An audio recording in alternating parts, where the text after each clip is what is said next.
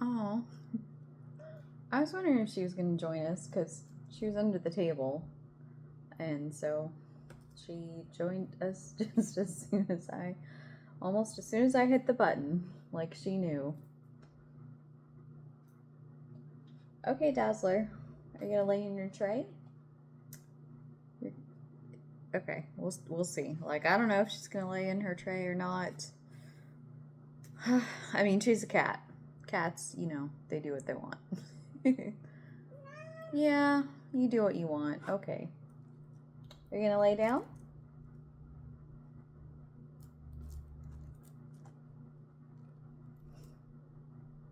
Anyway, we'll just start. We'll see what she does. So I think it's been like a week plus since I've done a video, which, yeah, my bad. Yeah, I was on vacation, so I feel like that, that's kind of an excuse to not do it. Anyway, so I'm gonna try to just do all this, like, catch up in a week, in one video, but if this runs too long, I'll split it up into two, so we'll see. So Thursday, the 23rd, like I said, I was on vacation, so I feel like it's okay. We have Shang-Chi. And then for Friday, we have Iron Fist, which is a cool image of him. Interesting image. Dazzler's like, do not cover my face. I need to be in this video. So, origin story. You guys pretty much know the origin story of him. He studied martial arts while growing up in the mystical city of Kung Lao. At 19, Danny earned an opportunity to win the power of the Iron Fist by slaying Shao La. You guys know me in pronunciations. It's terrible. A feat nowhere had ever accomplished. Upon his success, he plunged his hands into the flaming razor and endued himself with the mystical energy of Iron Fist. I mean, it looks like he's breaking out of prison in this image. Oh, and this is a cool image. Spider-Man versus Green Goblin. There you go. That's better. And then for Monday, we have Doctor Strange.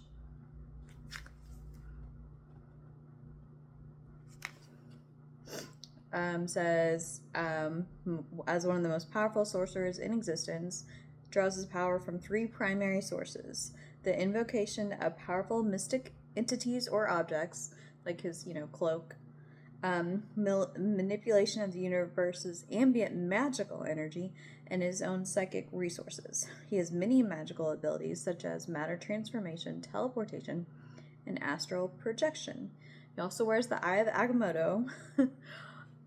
Okay, so I don't know if you've been reading Uncanny X-Men, but Gambit has one of the eyes of Agamotto that he stole from the Ice Drake, whose name I can't remember, and he still has it, even though he was warned that using it might cause damage to him and change him in a way. Well, basically, the Ice Drake told him that he would become a cannibal and eat his fellow X-Men. And I really don't want that to be true, because he's been using it a lot in the series, and I just worry about him, and I really don't want anything to happen to him. So yeah, we'll see. Anyway, an amulet that can radiate light and pierce illusions, among other feats. Gambit's been using it a lot for teleportation.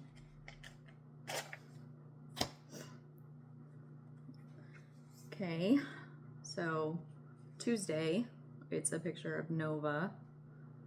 It's kind of hard to tell, but you can tell by the helmet.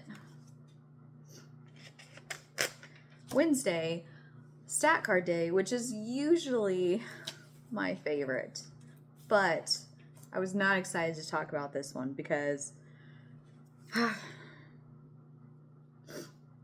it's M.O.D.O.K. You guys know how I feel about him. I do not like him. He just, like, him and Mojo, they're just, like, super, ew, creepy, ugly, you know, sorry, villains. I'm just like, no. They just creep me out. I don't like them. So, real name, George Charlton. Occupation, sentient data processor, because that's what he was turned into. Height, 12 feet. Oh, 750 pounds. First appearance, Tales of Suspense, 93. September of 67. And pretty much all, as I've said, all the characters in this calendar I've already talked about. Like, I've already done their origin story. Already, you know, kind of talked about their place in the Marvel universe up until present day, hitting the highlights. So that's the reason why I just, you know, sometimes I'm just like, Nova. Okay, cool. You know, that sort of thing. So, intelligence, 6. Strength, 1. So that's like below human average. Speed, 1. Again, below human average. Durability, 1. Below human average. Energy, 6. Skills, 1. So, you know, like I said, 2 has been like the average. Like, everyone else has had 2s for things, except for, like, I think energy. Energy is 1 because, you know, the base for humans is 0 because we don't have any powers. We don't have any energy-based powers. So anyway, it's interesting that his strength, speed, durability is a 1. Like, that's below below human average. So I don't really know who to compare him to. Like, for example, Ant-Man, his intelligence is 7. So he is just like 1 level smarter than M.O.D.O.K. Which, you know, M.O.D.O.K is not a fighter or anything. He's like a strategist. He, you know, he's the brains of the operation, so to speak. And yeah, for Ant-Man, strength 2, speed 2, durability 2, energy 5, skills 3. Like I said, it's interesting that M.O.D.O.K is 1, 1, 1. And that's all the time we'll spend on him, because like I said, I really don't like talking about him. He just creeps me out. And here we have She-Hulk, and she has guns. You don't normally see her with guns, but here she has guns. It makes me think of the 90s when everything was about guns and pouches. Let's see. Friday, Ghost Rider. Halloween, makes sense that they'd put Ghost Rider in Halloween. Origin story. Johnny Blaze spent his early years in the Quinton Carnival, raised by Craig Crash Simpson after his father died in a stunt. When Blaze learned of Crash's life-threatening cancer, he turned to occult studies, selling his soul to Mephisto in return for Crash's cancer being cured. As a result, Blaze was transformed into the Ghost Rider, bade to exact the devil's revenge. Okay, and then for Saturday, Sunday, because today is Saturday, it's always, you know, a 2-in-1. So we have a picture of the Avengers. So, and let's see if we can briefly do this so I don't have to split this video up into 2. Let's see, we were on Dracula, and I believe we're almost done with Dracula, maybe.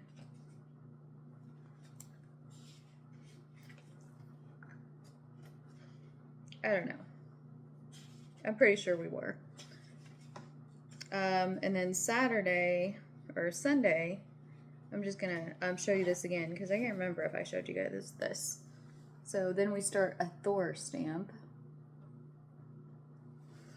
And remember, these stamps, you had to find 10 stamps in order to make the image, which you didn't know what the image was, like, at the time.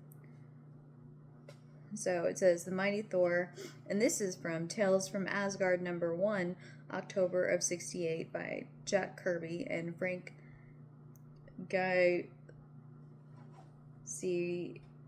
I don't know how to pronounce that name. Anyway, they really honestly didn't change this very much. They just removed the Tales from Asgard and you know, the comic corner. See? I mean, they changed the colors a little bit, but pretty much they didn't change it a whole lot. So let's see. So the first stamp is from Iron Man number 83, February of 76.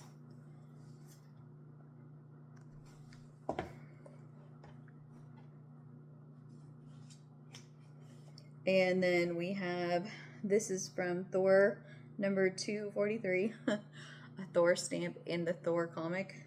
That's funny. January of 76, also appears in the Humans number 6, August of 76. And this actually, you know, tells you, because there's always one stamp that tells you out of the 10 that tells you what the stamp is. Like, it always gives the name of the character. And then this one is from Avengers number 144, February of 76. Thor's cape in his hand. And you can see the city of Asgard in the background. And this is from Iron Fist number 3, February of 76. And there you see most of Thor's face. Well, pretty much all of his face.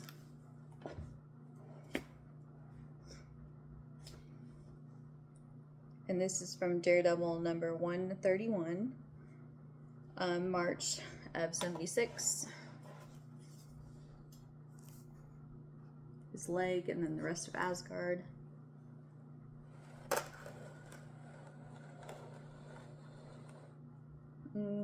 Okay.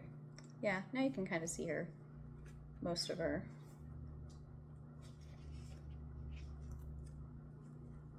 And this is from Power Man number 32, June of 76.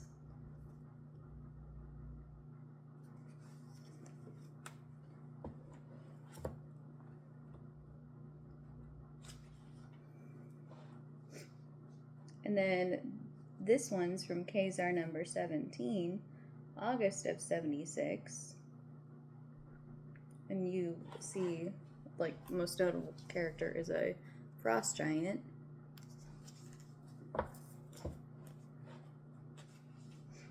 And then we have, like, Thor's supporting cast characters. This is from Doctor Strange number 13, April of 76.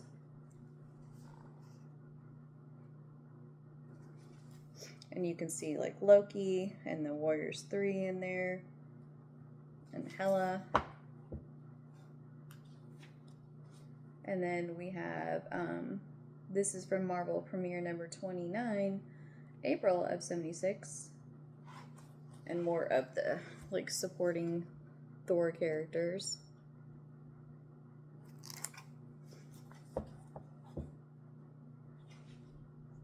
And then, let's see. This is from X-Men, wow. 97, February 76. I think this is the first time one of these stamps has been in an X-Men comic. Because, of course, if you remember from, oh man, now I can't remember. But the X-Men, for a while, it was just reprints of the original issues. So it wasn't until after Giant Size X-Men and X-Men 94 was the first non-reprint issue. So maybe that's why they didn't put any kind of stamps in the X-Men comics until, you know, until this year, because then they started up new issues. But still, this is the first